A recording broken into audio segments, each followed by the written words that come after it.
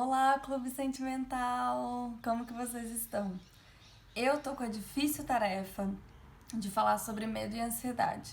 Difícil porque dá pra gente ficar horas aqui falando sobre isso e, enfim, até decidi falar sobre ansiedade de uma maneira mais profunda em outro vídeo. Hoje a gente vai falar mais sobre a diferença entre medo e ansiedade. Em primeiro lugar, a gente coloca insegurança, medo, ansiedade, vulnerabilidade, tudo no mesmo pacotinho, porque elas têm reações fisiológicas e origens muito parecidas. O funcionamento, o processamento mental delas é que é um pouco diferente, que é importante a gente pensar. Em primeiro lugar, o medo é uma coisa protetiva, é um sinal de alerta que você está em perigo, ou que você tem que ter algumas ações para se proteger. É muito importante a gente ter medo, né? Pessoas que não têm medo, elas se colocam mais em situações de risco do que pessoas que têm. E eu sempre lembro do Simba, do Rei Leão, quando ele é pequeno, e ele fala que ri na cara do perigo, e aí a partir disso acontece um monte de tragédia, né? Então, vamos gostar do nosso medo e entender que ele é importante. O problema é quando esse medo vira uma ansiedade, né? A ansiedade, ela paralisa a gente, ela impede que a gente tome alguma ação porque a gente fica muito envolto na enxurrada de pensamentos negativos que vem, né? O medo, ele não paralisa. Pessoas que são corajosas, elas têm medo, tá? Elas evidenciam o medo até pra tomar algum passo. Enfim. Bom, fiz um esqueminha aqui pra vocês, como eu sempre faço. Não sempre, né? Mas eu acho importante quando dá pra fazer um esqueminha pra ficar mais claro. Aqui a gente tá falando de ansiedade e de preocupações impossíveis. Um pensamento negativo gera outro. Eu coloquei como um círculo aqui, mas na verdade isso aqui é uma espiral, tá? É porque não temos uma projeção 3D aqui. Então isso é mais uma espiral, né? Ele vai evoluindo, tá? Ele não se fecha. Quanto mais eu penso negativamente, um pensamento leva outro, o meu nível de ansiedade aumenta. E aí o grande problema é que a gente é mais criativo pro negativo, infelizmente. Então, isso aqui não é tão difícil de ocorrer, tá? Quando eu penso no medo e preocupações possíveis, a gente vai pensando mais em resolução de problema, né? Então já que quais são as precauções que eu posso fazer? Tem um cara que passa aqui limpando as folhas da rua e ele está passando nesse momento. Vou esperar ele passar. Eu rio na cara do perigo.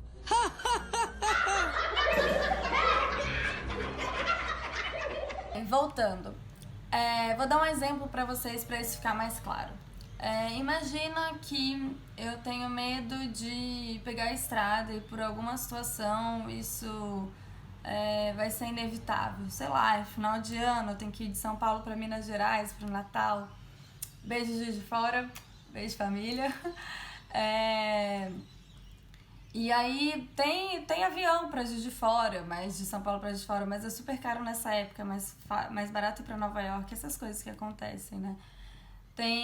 Às vezes tá aí, sei lá, todo mundo comprou ônibus, não tem ônibus, vou ter que ir de carro. Imagina que, por acaso, né, eu tenho medo de pegar a estrada. Aí eu vou pensar, ai meu Deus, não vou conseguir ir pegar essa estrada porque vai ser perigoso. Vai que tem algum caminhoneiro que tá há 3 noites sem dormir e bate no meu carro, e aí vai ser um acidente muito feio, e é difícil ter socorro imediato na estrada, e eu posso acabar morrendo, e vai ser péssimo, minha mãe vai ficar muito mal, vai ser uma tragédia na família, não vai ter mais Natal. Tá vendo como a gente é criativo pro negativo? Uma coisa vai levando a outra, e quando a gente pensa em medo e ansiedade, a gente sempre está falando do futuro. E aí a ansiedade entra muito na catastrofização, que é o pensar o futuro de uma maneira muito catastrófica, né?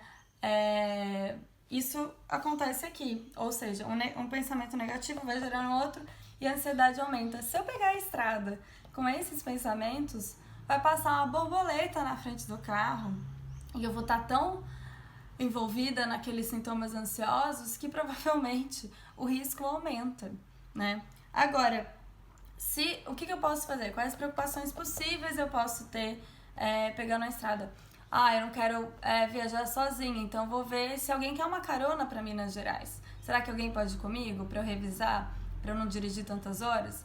Usar cinto de segurança básico, revisar o carro, estudar qual é a estrada mais segura, qual é o horário melhor de dirigir, se eu quero parar para dormir no meio desse caminho. Qual a cidade que tem um hotel? Enfim, isso tudo são preocupações possíveis, que se você ficar mais na preocupação, você toma ações que diminuem. Então você vai viajar mais seguro, entende? E você não vai deixar de viajar por conta disso. Aqui você começa a pensar em alternativas de coisas que você pode fazer, que são sua responsabilidade.